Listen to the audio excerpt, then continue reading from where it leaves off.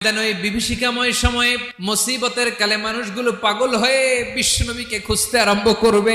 সবাই মিলে বিশ্বনবীর কাছে যেয়ে বলবে, ইয়া রাহমাতাল লিল আলামিন, দেখেন আমাদের কি অবস্থা, কি কঠিন বিপদে আমরা আছি, দাঁড়াতে পারি না, সূর্যের আলোতে ঘেমে হয়রান। বিশ্বনবী মাকামে মাহমুদে যে আল্লাহু আকবার বলে সিজদায় লুটিয়ে পড়বেন, বিশ্বনবী এমন ভাবে অজর দ্বারায় সিজদায় লুটিয়ে পড়ে কাঁদবেন, রব্বুল আলামিনের রহমতের দরিয়ায় জোশ লেগে যাবে।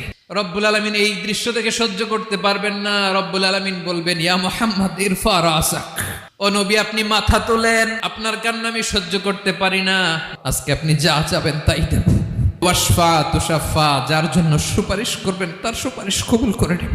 নবী মাথা তুলবেন, তুলে বলবেন, রব্বি হাবলি উম্মতি, আল্লাহ তুমি আমার গুনাহগার উম্মতকে বাঁচাও।